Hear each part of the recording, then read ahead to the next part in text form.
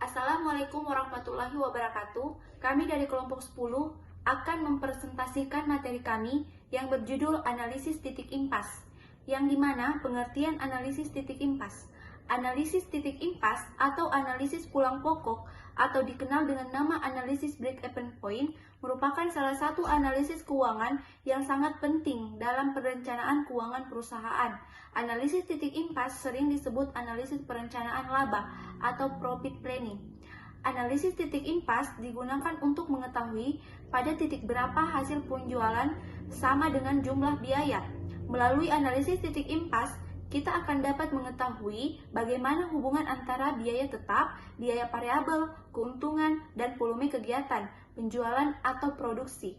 Menurut Kate McGill, Hayes, dan Niemeyer 2002, break-even point adalah salah satu alat manajemen yang dapat membantu manajer restoran untuk melihat hubungan antara bermacam-macam biaya, pendapatan, dan volume penjualan. Melalui analisa titik impas, manajer juga dapat menentukan jumlah pendapatan yang diperlukan pada suatu tingkat pencapaian laba yang diinginkan, yang juga bisa disebut analisis biaya, volume, dan laba. Dasar-dasar break-even point. Dalam ilmu ekonomi, terutama ilmu akuntansi, manajemen keuangan, mengetahui nilai break-even point suatu produk itu adalah hal yang mendasar. Hal itu dikarenakan dari break-even point, maka perusahaan bisa mengetahui prediksi keuangan perusahaan di periode-periode berikutnya. Maka sebagai pengusaha perlu mengetahui konsep yang merupakan asumsi-asumsi dasar dalam penentuan break-even point adalah sebagai berikut. 1. Biaya yang menjadi elemen utama dalam penghitungan break-even point harus termasuk ke dalam biaya tetap dan biaya variabel. Kedua, nilai biaya tetap akan tetap konstan meskipun terjadi perubahan aktivitas produksi.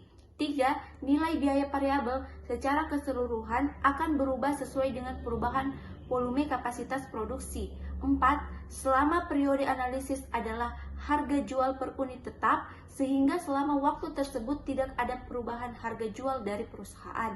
5. Dalam penghitungan break-even point, jumlah produk yang dihasilkan selalu dianggap telah habis terjual. 6. Perhitungan break-even point bisa berlaku untuk satu produk, namun jika perusahaan memproduksi banyak produk, maka diperlukan perimbangan hasil penjualan pada setiap produk. Tujuan break-even point. Berikut ini terdapat beberapa tujuan break-even point. Terdiri atas A. Mendesain spesifikasi produk. B. Menentukan harga jual persatuan. C. Menentukan jumlah produksi atau penjualan minimal agar tidak mengalami kerugian. D. Memaksimalkan jumlah suatu produksi. E. Merencanakan laba yang diinginkan. Baiklah, saya akan melanjutkan materi dari saudari Ana, yaitu manfaat analisis break-even point. Berikut 3 manfaat dari break-even point adalah sebagai A. Pedoman bagi pengusaha untuk memberikan nilai investasi yang tepat sehingga bisa membagi biaya produksi awal. B. Bahan-bahan analisis bagi perusahaan untuk mengetahui nilai jual beli saham. Perencanaan anggaran dan proyeksi keuangan perusahaan. C. Patokan dalam menentukan margin agar perusahaan memperoleh keuntungan bukan kerugian.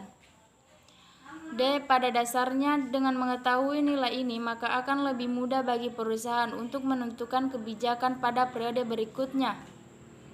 Selain itu, dengan adanya break-even point ini, maka pengusaha akan dituntut lebih jeli dan berinovasi di berbagai bidang agar usahanya tetap eksis.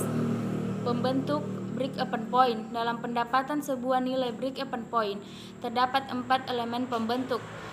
Keempat elemen pembentuk tersebut adalah biaya tetap, biaya variabel, harga jual, dan laba. Berikut penjelasan masing-masing elemen pembentuk break-even point. Yang pertama biaya tetap, yang kedua biaya variabel, yang ketiga harga jual, yang keempat pendapatan. Metode perhitungan break-even point.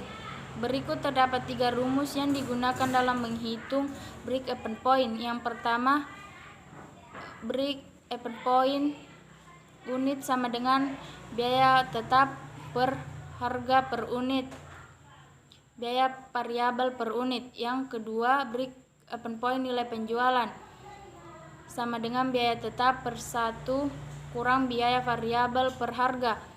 3. Break even point dengan satuan mata uang.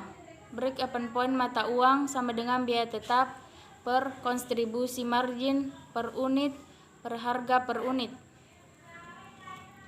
Berikutnya, faktor-faktor yang meningkatkan break-even point perusahaan. Pertama, peningkatan penjualan pelanggan. Kedua, kenaikan biaya produksi. Ketiga, perbaikan peralatan.